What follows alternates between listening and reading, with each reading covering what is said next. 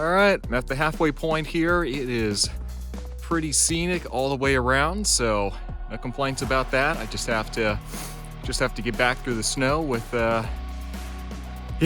really just have to get back through the snow. I've been breaking trail really for the past 2 miles here, so toes are getting just a little cold, just a little bit, because got those holes in the side of the shoes that are letting all the snow in. So yeah, that part's not as fun, but I gotta keep moving to stay warm.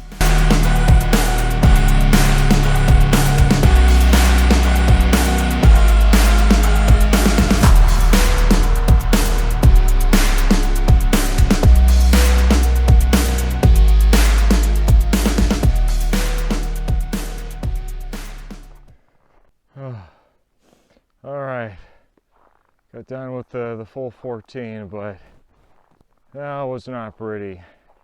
I think having all the unpacked snow really had an impact today. I was really fighting hard there near the end to keep going, but got it done, ready to get warm and ready to get some water and get some food, and yep, get rested up and get right back at it next week. All right. Technically, I've done more than 3 weeks of training at this point, but we're going to call this training week 3.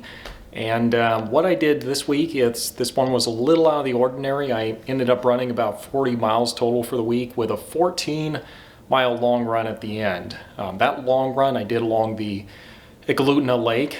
A couple interesting things about that long run. Number one, we just had some fresh snow that came in just a couple days beforehand, so there really wasn't enough time to really pack down all the snow that was along the lake. And that was an adventure, because essentially it kind of felt like a lighter version of running through a lot of sand is really what it was like while I was out there. That in my shoes, they've got these holes in the side of them just because the shoes that I wear, the Adidas gel. No, it's not the Adidas. Which one is it? It's the gel. Whichever one it is. I have just the holes in the side of them. Either way, they're a little narrow for my feet. Everything else is really good. Asics gel, that's what it is. And I end up just having to like cut a hole out through the side. And not a big deal at all when you're just running in normal weather. When you're running out there with deep snow, 4 inches or so, and you're trying to go through there, those toes are going to get exposed, and they're going to get pretty cold pretty quickly. But I mean, I was able to survive it, but that was an exhausting long run. I felt like I ran so much further than 14 miles. But I got out there. Some of it was packed down the first couple miles, because even if it was only a couple days, we did get some traffic out there. Absolutely beautiful. Even in the morning time, the lake still hasn't frozen over in Eklutna just because it's such a large lake. But I was out there running around, just enjoying the sunrise. And I think it was right around like mile 3 heading out, because you go 7 miles and then 7 back. But it was right around mile 3, mile 4 where I was just breaking trail. So just slugging through all this snow that was out there, and it started to get pretty cold on the way back, because you've got the wind that's coming in from the mountains. And not only that, but I was stupid and I didn't bring any water with me, because 14 miles just didn't seem far enough to justify bringing a camelback with me. Keep in mind, I'm used to running a college track and cross country where we would go 16, 18 miles at a go without really bringing water with us. It just wasn't that big of a deal. But this is a little different because I'm going slower now. I'm out there longer, and so I need to make sure that I do bring enough water with me in the future. So there was that. It was definitely icy out there. The cleats that I had, they both slipped off as I was running. On the way back, I'm just kind of like barely making it on the way back. A couple times I did have to stop and just keep moving at least, so I kept walking. But yeah, there was a couple times where I was just so spent that I was just head down moving. And as I was looking down, I saw like one of my crampons that came off like early on in the run. One of those, the crampons are those ice cleats that you slip on over your shoes so you get more traction on the ice. So yeah, I mean, really where it started hitting me was probably around like mile 12, mile 11, somewhere in there. And it all just came crashing down all at the same time where, I mean, I'm just going slow.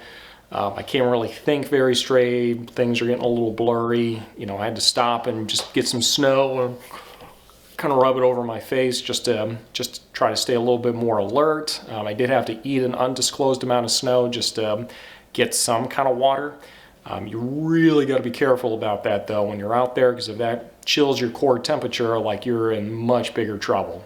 And at this point, further along in the run, I mean, I put on an extra layer this morning, and there's some sweat in there because there is some cotton in my layering still, and you're going to get pretty cold from that. But, you know, all in all, it was a great workout. I did get it done, and, you know, I didn't die, so that's really nice.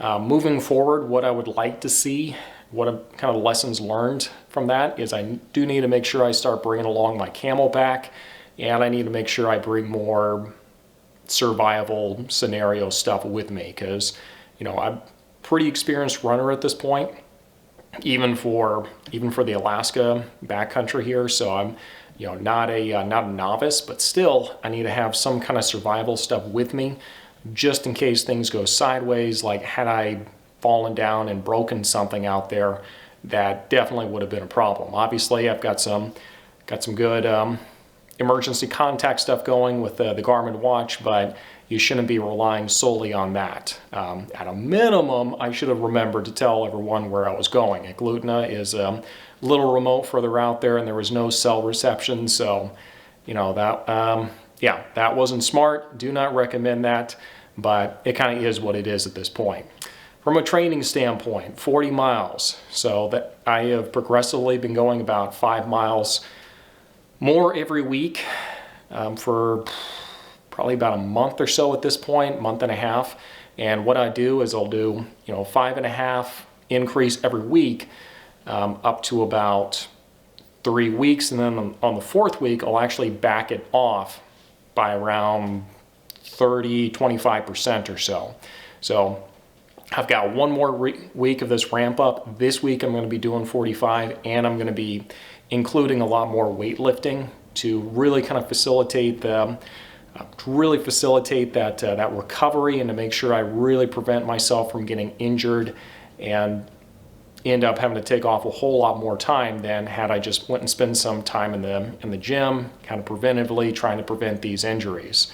So I'm going to be doing that this week and doing 45, and I'm going to be doing a 15-mile run, which, you know, really I think the big thing for that is I'm going to have to make sure I pick a location where I can do some long distance. It's going to be close enough to where I'm not super isolated, and, you know, hopefully be able to get some great scenery, because Eklutna was absolutely beautiful, and, you know, I don't want to deprive all of you of the scenery here in Alaska. One of the big challenges moving forward for this week is things are starting to get cold. I don't do awesome in the cold. You know, it's not my favorite thing at all. Usually this is where my training is going to taper off in past years when I didn't have a big goal, because it gets cold, cold, cold. Like this morning, I think it was technically like 5 degrees is what they said it was here in Wasilla. It felt like it was zero or like -5 or something like that, just because it is colder out here where I live on the northern part of Wasilla. And yeah, so it's getting colder, so I've got to layer up a little bit better, and I also need to make sure that I get some different base layers going on. You know, I do have a pretty good smart wool set up right now, so that's keeping me pretty warm out there.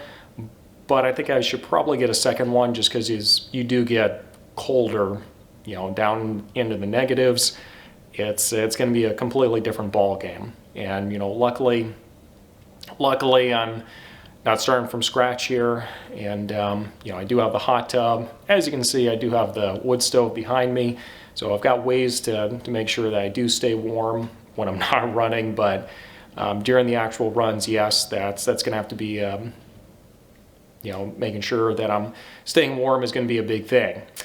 So that is going to be our third running training week so far. We're going into week 4 here, kind of recovering a little bit from that grueling 14-mile run, and I think we're going to be able to pull off 45 this week. I think it's going to start really slowing down at the rate at which I can keep increasing, though, because even only increasing 5 miles a week, that eventually, after a couple months, it's going to become a lot. And eventually you have to just stop and just get used to running 60 miles a week for, 2-3 weeks before you can start progressing after that. So that's what we have going on this week. Thanks for watching. Looking forward to week 4. If you have any questions, concerns, objections, if you want to run with me, by all means, if you're in the area in South Central Alaska, the Wasilla area, Anchorage, whatever, make sure you comment down below. I'm certainly looking for some groups that I can go running with. It's kind of hard to find here in this area, so if that's something that you're interested in, do make sure you drop me a line down below. Let's chat and let's make that happen.